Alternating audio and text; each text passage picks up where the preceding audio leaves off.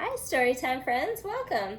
This is Judy Snow from the Great Neck Library. So great to see everyone back.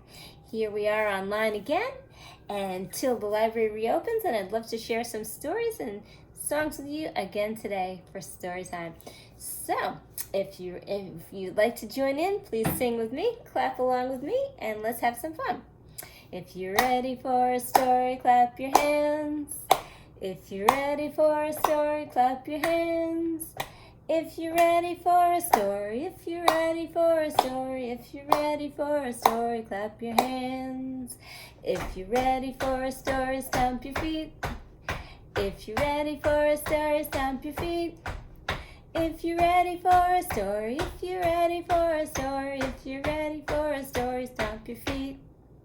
If you're ready for a story, sit so still. If you're ready for a story, sit so still. If you're ready for a story, if you're ready for a story, if you're ready for a story, sit so still. Okay, you don't have to sit so still, but it's good to look closely at the pages so you can see what's going on. In this story, this is one of my favorite books. It's called Harry by the Sea.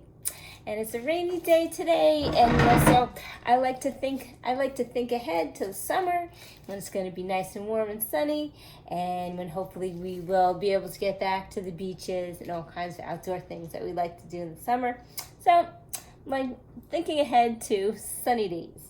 And this is a story that my teacher used to read to us when I was your age in school, and I always liked it. It's called Harry by the Sea. The author is Jean Zion. And the pictures are by Margaret Graham.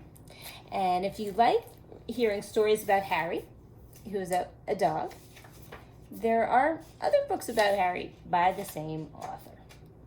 Right? And this is called Harry by the Sea.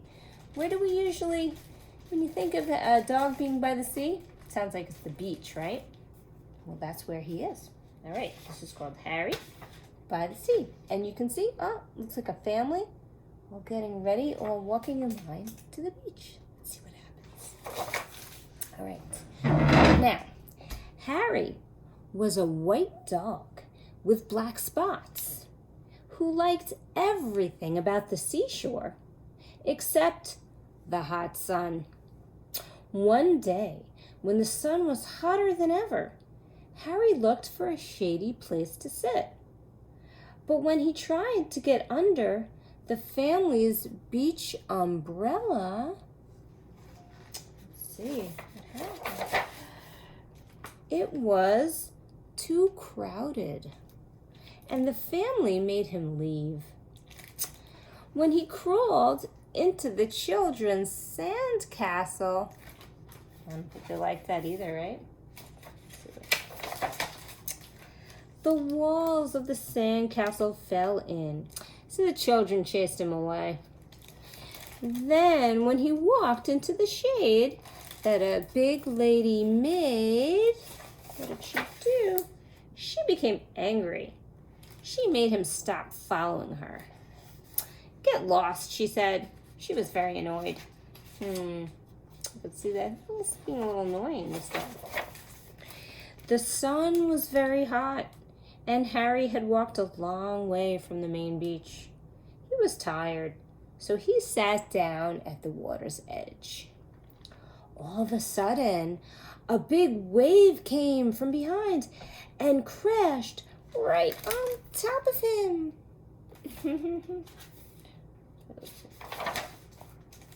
When the wave rolled back, Harry was left floating in the water. He was completely covered with seaweed. He didn't look like a dog anymore. He looked like something from the bottom of the sea. Suddenly, a lady saw him floating toward her. "Help!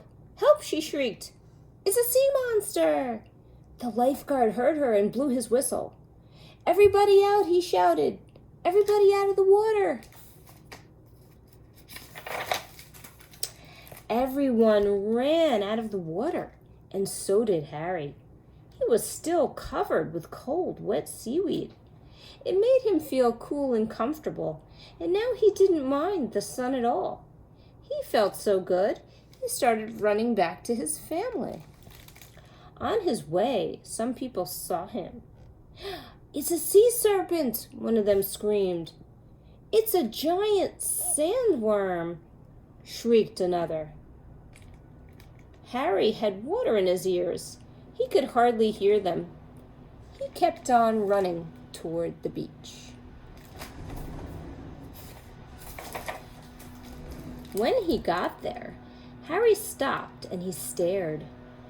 Instead of just his family's umbrella, now there were hundreds of them. They were all striped, just like his family's. Harry couldn't tell one umbrella from the other. Suddenly, 2 beach attendants saw him. "Holy smoke," one of them gasped. "What's that?" "It's a bushy-backed sea slug," exclaimed the other. They whispered for a moment. Then they ran. Ooh, he looks pretty scary to most people, and he doesn't realize it. Harry went from umbrella to umbrella, but he couldn't find his family. Everyone wore sun hats and sunglasses, and everyone used suntan oil, just like his family. Harry looked and he sniffed very hard, but it was no use. He couldn't tell one family from the other. Suddenly, the 2 beach attendants came running back, carrying a big trash basket. They ran toward Harry. "Stand back," one of them said to the crowd. "We're going to catch it and take it to the aquarium," said the other.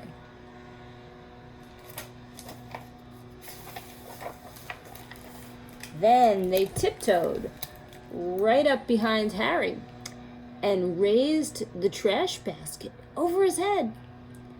Harry didn't know the beach attendants were behind him. He was listening to something. He thought he heard someone calling his name. There it was again. "Harry, Harry."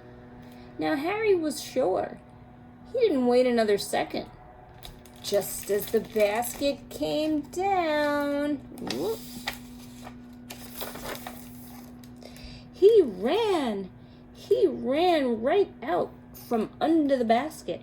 It happened so fast, the beach attendants just stood there with their mouths open. As he raced through the crowd, some people screamed, some people ran, and some people did both.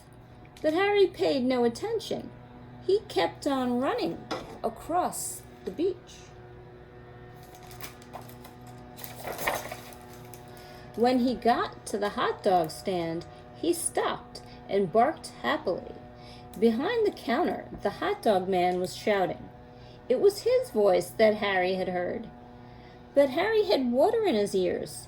He couldn't hear very well. The man wasn't shouting, "Harry, Harry." He was shouting, "Hurry, hurry. Get 'em while they're hot."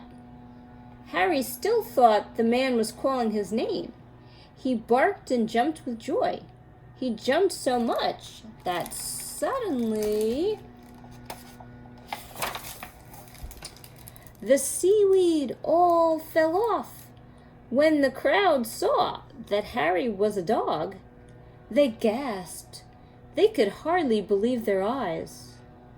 All at once, Harry began to jump higher than ever. He saw the children. They were running toward him. "Oh, Harry," they cried, "we heard you bark. We've been looking all over for you." Harry was so happy, he did a little dance. The hot dog man was very grateful to Harry for bringing the crowd to his stand. He sold all the hot dogs he had. He gave Harry a free hamburger. The lady who had told Harry to get lost came along and brought him a cold drink. "You're no sea monster," she said. "You're just a lost hot dog." Everyone laughed, except the 2 children. "He's not lost," one of them said. "He's Harry, and he's ours." Then they hurried off to join the rest of the family. The next time Harry's family went to the beach, they brought a new umbrella. Harry liked this one very much. It was white with black spots, so no matter how crowded the beach became, it was easy to find. But best of all, it was big, and when the sun got very hot, there was room underneath for them all. All right, well, I hope you enjoyed that story for today. I think next time we meet again online, we will be learning how to do some arts and crafts at home. So I'm looking forward to that too. So why don't we sing one more song to say goodbye for today? Let's sing it this way, and you can clap along with me. We clap to say goodbye. We clap to say goodbye. With our friends, it's story time. We clap to say goodbye. We stomp our feet goodbye. We stomp our feet goodbye. With our friends, it's story time. We want stomp our feet goodbye. We wave and say goodbye. We wave and say goodbye. With our friends, it's story time. We wave and say goodbye. Okay, till next time. Have a good day.